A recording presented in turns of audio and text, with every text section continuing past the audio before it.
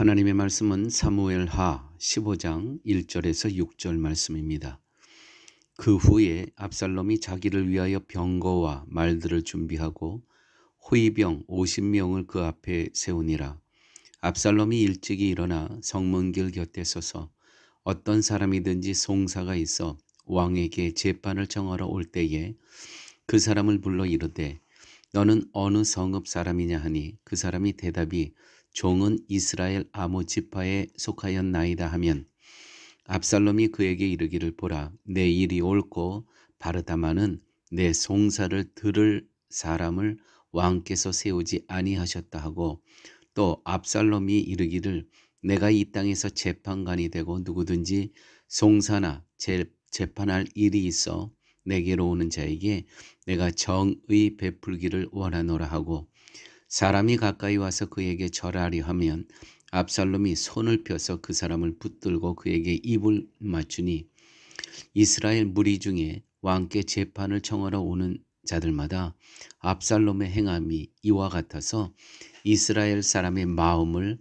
압살롬이 훔치니라. 아멘. 지난 14장에는 요압을 이용하여서 다윗과 거짓으로 화친한 척한 압살롬을 우리가 보게 됩니다. 그런데 이 거짓으로 화친을 한 압살롬의 그 마음에는 반역을 하기 위함이었습니다. 반기를 드는 것이죠. 그런데 압살롬이 이 반역을 준비한 것은 군사를 모으는 것이 아니라 백성들을 자신의 편으로 만드는 것이었습니다. 압살롬은 정치가 무엇인지 잘 알고 있었던 사람이었습니다. 백성들을 자기의 편으로 만들지 않고서는 아무리 반역을 하여 왕이 된들 진정한 왕이 될 수 없음을 생각했던 것입니다. 그래서 압살롬이 한 일은 백성들의 마음을 얻는 것인데 그것은 송사에 있어서 오늘 본문에 나온 내용입니다. 다윗에게 재판을 청하러 온 사람들을 하여금 왕에 대해 불만을 갖게 하고 그리고 압살롬 자신은 백성들을 위해 있는 것처럼 자신을 부각시킴으로써 백성들의 마음을 얻었던 것이었습니다. 중요한 두 가지죠. 다윗의 정치에 대한 불만을 갖게 하고 자기가 그 불만에 대해서 공정하게 하겠다. 이렇게 하면서 백성들의 마음을 빼앗았던 것입니다.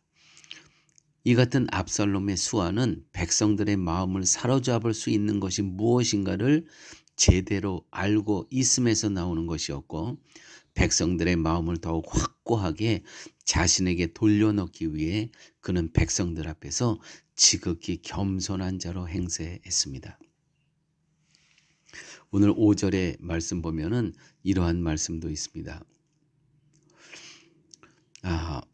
누구든지 송사나 재판할 일이 있어 내게로 오는 자에게 내가 정의 베풀기를 원하노라 하고 사람이 가까이 와서 그에게 절하려 하면 압살롬이 손을 펴서 그 사람을 붙들고 그에게 입을 맞추니라. 그렇죠? 정말 아주 지혜롭다고 표현할 수도 있고 아주 강교한 사람이라고 표현할 수 있습니다. 그런 면에서 보십시오. 6절 말씀. 무릇 이스라엘 무리 중에 왕께 재판을 청하러 오는 자들에게 압살롬의 행함에 이 같아서 이스라엘 사람의 마음을 도적하니라. 옛날 성경에는 훔치니라. 훔쳤다고 나옵니다. 도적이고 훔친 것은 남의 것을 훔치고 도적한 거 아닙니까? 분명히 주인이 있었다는 것이죠. 그러므로 하나님이 주인이신 그 백성들의 마음을 압살롬이 훔쳤다는 것입니다. 자기 것으로 만들었다는 것입니다. 그런 면에서 압살롬은요, 도둑이죠. 도둑. 악한 사람인 것입니다. 하나님께 향해 있어야 될 그 마음을 자기 쪽으로 돌려놓았다는 것이죠. 마음을 훔치고 마음을 도적했다는 것입니다.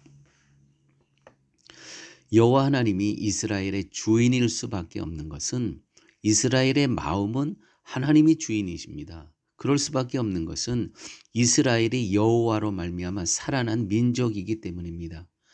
애굽의 장자 재앙에서 이스라엘도 죽어야 할 사람들이었죠. 그러나 어린 양의 피를 바른 사람들은 다 살아났습니다. 피로 말미암아 살아난 존재들이라는 것이죠. 또한 홍해라고 하는 죽음에서도 이스라엘은 살아났습니다. 자신들이 홍해에서 살아난 것은 여호와 하나님이 자신들을 사셨다는 것입니다. 피의 대가로 사신 그러한 존재들이었기 때문인 것이죠. 이처럼 이스라엘은 하나님의 피로서 살려낸 민족이라는 특성이 있습니다. 여러분, 이것은 우리도 다를 바 없습니다. 고린도전서 7장 23절 말씀입니다. 너희는 값으로 사신 것이니 사람들의 종이 되지 말라. 사람들의 종이 되지 말라. 마음을 뺏기지 말라는 거예요. 우리의 마음은 항상 하나님께로 향해 있어야 된다는 것이죠. 우리는 그리스도의 피를 값으로 산 하나님의 사람들입니다. 즉 이스라엘이든 우리든 마음은 나도 그 누구도 주인이 아니라 오직 하나님만이 주인 되신다는 것입니다.